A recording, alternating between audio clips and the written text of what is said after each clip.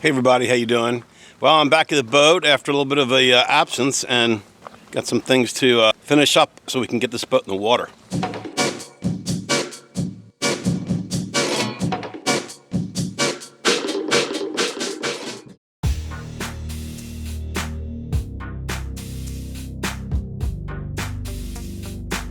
Hey Ben, I think Santa Claus came early. We've got some packages to open.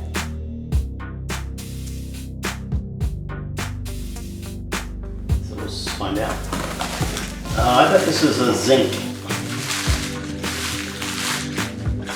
Funny, because at Christmas time, I also collect all the trash and make sure it keeps getting off to the side. So. All right, open up, see what we got. It's a brand new navigation system. No, it's zinc. There should be two of them. Yay, thanks. It's what every woman hopes for when she gets a package in the mail. Is that every woman's dream gift? Every woman's dream gift. Zincs for the propeller shaft.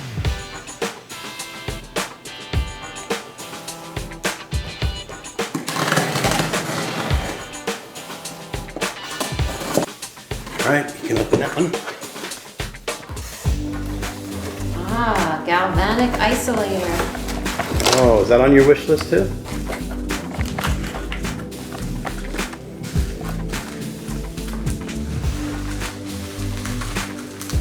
Yeah, that one's a fail-safe one.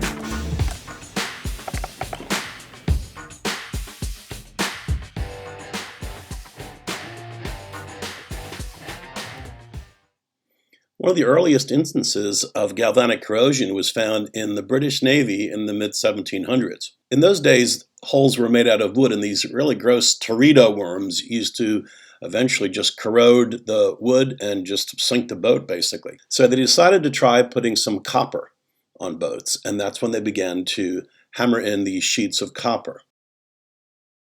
Now, one of the things they found was that there were areas of the copper that touched iron nails that were hammered in for the underneath boards of wood. And they saw that there began to be this corrosion to the point where eventually the copper actually fell off. Why? Water is a great electrolyte, and when dissimilar metals are connected, the least noble metal begins to degrade. That's why people put zincs on their boat, because the zinc corrodes faster than the other good metal, and then you can change the zincs. That's the theory.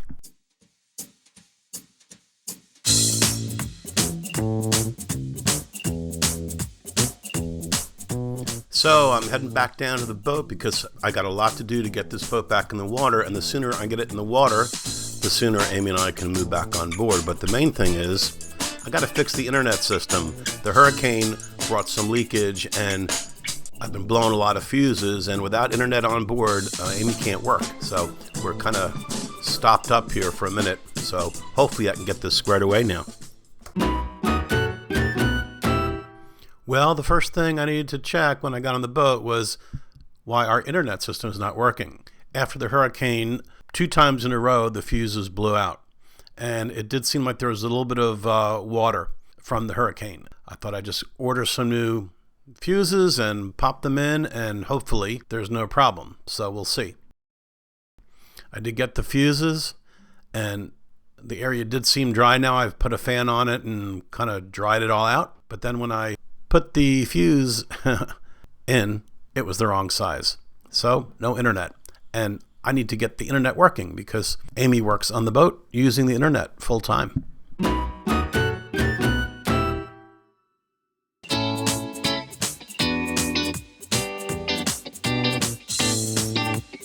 So I want to get the rest of this hull done and also make sure our bonding system is all in gear and all squared away so we can get this boat back in the water and move on.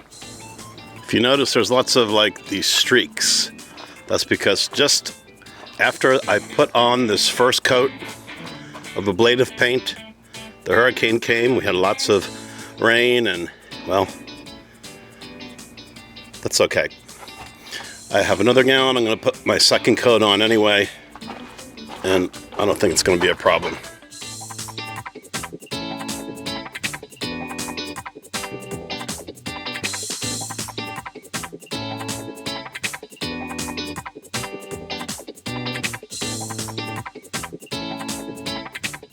keel looks good.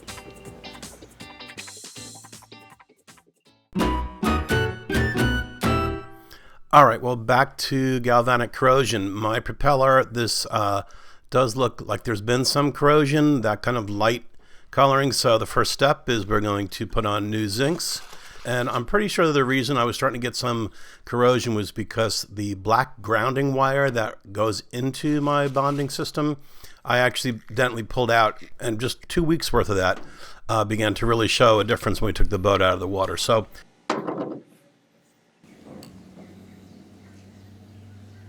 first step is new zincs for the propeller and the stainless steel propeller shaft. Actually, I'm going to put 2 zincs on, which is what's been recommended for me from my owner's group. And then I'm going to install the new hull zinc and then get the new wiring so that the whole bonding system can be effective. And then I'm done with the hull and can get this boat back in the water.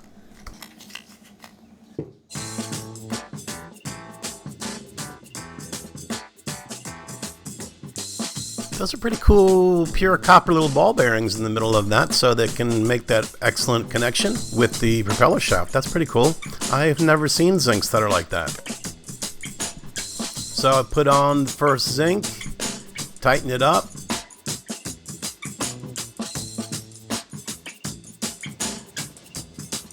Zinc number 2.